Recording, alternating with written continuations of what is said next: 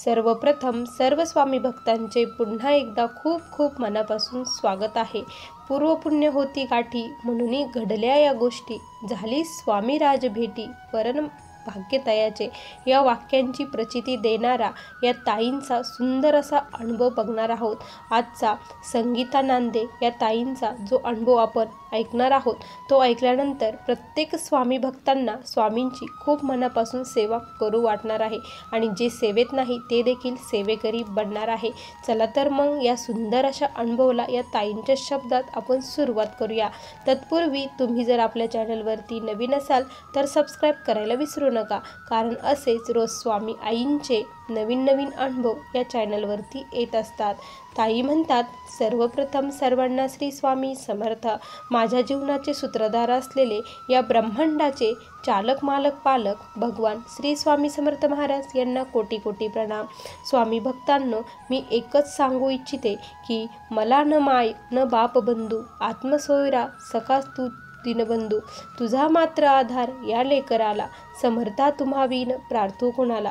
स्वामी भक्तांनो, स्वामींशिवाय कुणाचाही आधार नाही. मी पुणे जिल्ह्यातील उरवड येथील रहिवासी आहे. माझे नाव संगीता भास्कर नांदे असे आहे. आज मी तुम्हाला माझ्या जीवनातील सर्व काही हकीकत, स्वामी माझ्या जीवनात कसे आले, स्वामींनी जीवनात आल्यानंतर काय बदल केले आणि स्वामी सेवेने मला काय मिळालं याविषयी सर्व काही सांगणार आहे. स्वामी भक्तांनो, मी गेल्या 2 वर्षापासून स्वामी सेवेत आहे. या प्रकट दिनाला मला स्वामी सेवेत येऊन 2 वर्ष होतील. ज्या ताईंनी तुमच्यासोबत काल अनुभव शेअर केला, मी त्यांचीच मैत्रीण आहे. आम्ही दोघीही एकाच कंपनीमध्ये कामाला आहोत. आम्ही जेव्हा एका कंपनीत कामाला होतो त्यावेळेस आमच्या घरची परिस्थिती म्हणजे अशी थोडी नादानच होती, कारण आमचं जे मूळ गाव आहे ते बीडचं आहे आणि आम्ही कामानिमित्त येथे पुणे येथे आलेलो आहे आणि माझे मिस्टर ही काम करतात. माझे मिस्टर, मी आणि माझे 2 मुलं असं आमचं छोटंसं कुटुंब आहे. आता एवढ्या शहरात राहायचं, त्यानंतर एवढी मोठी जबाबदारी पेलवायची, त्यासाठी जॉब हा करणं भागच होतं. त्यामुळे मला कंपनीमध्ये जवळपास म्हणजे 6-6:30लाच घराबाहेर पडावं लागतं आणि 4-5 वाजता घरी आम्ही येत असतो. त्यामुळे स्वामी सेवा करायला एवढा वेळ मला मिळत नसायचा. पण काय झालं ना की जेव्हा आम्ही कंपनीत होतो, ज्या ताई स्वामींची सेवा करायच्या त्या स्वामींविषयी खूप म्हणजे मोबाईलमध्ये लावून द्यायच्या, ऐकायच्या अनुभव, स्वामींचे गाणे वगैरे. तर मला असं वाटायचं की हे काय सारखं सारखं लावताय ऐकताय. तर मग त्या मला म्हणायच्या की तुम्ही देखील करा. पण माझा काही विश्वास नव्हता, मी काही करत नव्हती. अशीच मी खूप डिप्रेशनमध्ये गेले होती, कारण घरची परिस्थिती हे होत होती. मी कोणाला काही बोलत नव्हते, पण शांत शांत राहायचे. मग मला त्या सुमित्रा ताई म्हटल्या की तुम्ही एवढे शांत का बरं राहत आहात, काय प्रॉब्लेम आहे, तुमचं घरचं काय असेल ते जे असेल ते असेल, पण तुम्ही एक करा म्हणे, तुम्ही स्वामींची सेवा सुरू करा. पण त्या म्हणायच्या, पण मी त्यांचं काही ऐकत नव्हते. पण म्हणतात ना, जेव्हा स्वामींना त्यांच्या चरणाजवळ घ्यायचं असतं, योग्य वेळ आल्यानंतर आपणच स्वामी चरणाजवळ घेतात. असंच काही झालं. मग स्वामी प्रकट दिन होता त्यावेळेस मग आम्ही ठरवलं की जायचं आणि स्वामींची मूर्ती वगैरे घेऊन यायची. मग आम्ही सर्वजण मग याच्यात बाजारात गेलो आणि स्वामींची खूप छान मूर्ती घरी घेऊन आलो. स्वामींची मूर्ती घेऊन आलो, त्यानंतर पूजा वगैरे सर्व काही करू लागलो. फक्त स्वामींची पूजा करायचे, नामस्मरण करायचे आणि तारक मंत्र असं म्हणायचे, कारण मला देखील लिहिता वाचता येत नाही. जशी जमेल तशी तोडकी मोडकी सेवा स्वामींची घरी सुरू झाली. असंच धावपळीचं सकाळ सकाळ देवपूजा करायची आणि आवरायचं आणि कामावरती जायचं, तिथे स्वामींचं नामस्मरण करायचं. अशा सेवा ह्या सुरू झाल्या. आणि त्यावेळेस आमचं घरचं म्हणजे स्वतःचं घर वगैरे नव्हतं, ते भाड्याचंच घरामध्ये आम्ही राहत होतो, रेंटनीच राहत होतो. आणि त्यावेळेस काय झालं ना की असंच एक दिवस मी स्वामींची पूजा करू लागले आणि स्वामींची पूजा करत लागले. मग स्वामींना आंघोळ वगैरे घातली. खूप उत्साह होता. स्वामींना गरम पाण्याने आंघोळ घालायची, गार पाण्याने घालायची, असं वेगवेगळं करून त्यानंतर स्वामींचं अंग कोरडं करून त्यांना अष्टगंध लावायचा आणि मग त्यांना शेला घालून फेटा घालायचा, असा माझा दिनक्रम होता. आणि त्या दिवशी मी तसंच करू लागली होती. आणि काय झालं ना की त्या दिवशी स्वामींचा फेटा हा राहतच नव्हता, कारण तो एकदम मी त्याच्या मापचाच आणलेला आहे. तो फेटा घातला की लगेच एकदा लावला की लगेच बसतो.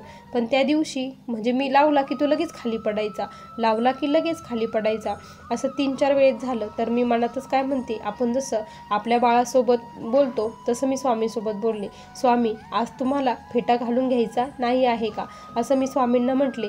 मी असं उद्गार काढले आणि त्याच वेळेस असं एक लख्ख त्या मूर्तीवरती प्रकाश पडल्यासारखं झालं आणि आपण माणसे कसे हसतो तसे स्वामींची मूर्ती ती हसली. मला ती डोळ्यावरती विश्वासच बसत नव्हता. माझ्या पूर्ण अंगामध्ये असं हे झाल्यासारखं, करंट बसल्यावर कसं होतं तसं झाल्यासारखं वाटलं आणि माझ्या डोळ्यांवरती विश्वास बसना की असं हे झालं. त्यानंतर मी फेटा घातला आणि तो फेटा लगेच स्वामींना बसला आणि ते बसले. आणि मग त्या दिवशी मला खूप असं हे वाटत होतं, वेगळंच काहीतरी प्रसन्न वाटत होतं. मग मी माझ्या मिस्टरांना म्हटले की असं घडलं. तर ते म्हणे, हा तू काही सांगते, असं कुठं असतं का, देव कुठं हसत असतो का, असं त्यांनी मला हे करून नेलं. तू कोणीही माझ्यावरती विश्वास ठेवणार नाही म्हणून मग मी कुणाला असं सांगितलं नाही, माझ्या मनातच ते ठेवलं. त्यानंतर माझी मुलंही देखील तोडकी मोडकी तेही देखील सेवा करू लागले. आणि मग काय झालं ना की खूप मोठा निर्णय म्हणजे घ्यायचा होता आणि पैसे तर नव्हते. आमचं खूप दिवसाचं चालू होतं की घर घ्यायचं. मग मी सहज अशी स्वामींना विनंती केली की स्वामी, तुम्हाला सर्व काही आमची परिस्थिती वगैरे माहीत आहे, शेती वगैरेही नाही, कोणाचा आधार नाही, इथे आमचं स्वतःचं घर व्हावं एवढीच इच्छा आहे, त्यामध्ये तुम्ही मदत करावी असं स्वामींना विनंती केली. आणि स्वामी भक्तांनो, खरंच स्वामींनी मला त्या म्हणजे माझ्या नुसत्या नामस्मरणाच्या या सेवेने स्वामींनी मला एक घर बनवून मिळून दिलं. आणि त्याच दरम्यान माझे मिस्टर काय झालं ना की माझे मिस्टर बोलले की मी म्हणजे असं ऑनलाईन बिझनेस करतो म्हणून.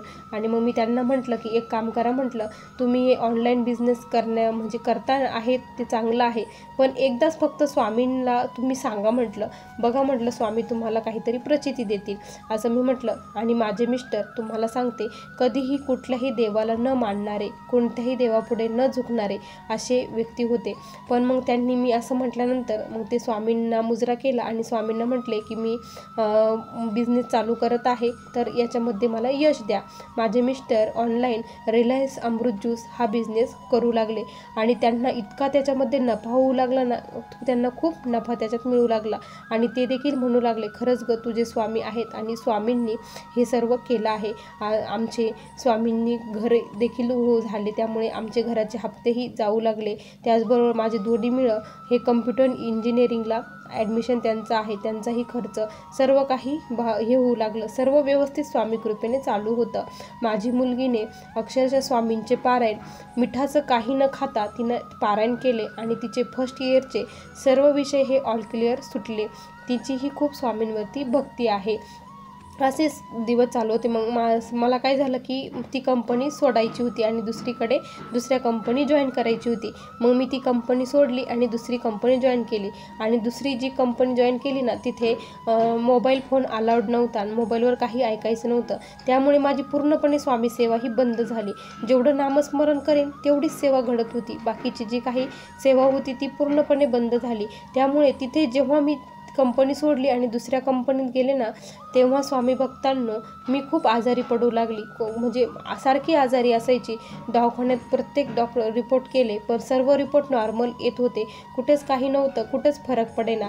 आणि मग मी काय केलं की आता घरीच राहत आहे आणि घरी राहून स्वामींचा तारक मंत्र म्हणते, तारक मंत्राचं तीर्थ बनवते आणि ते पिते.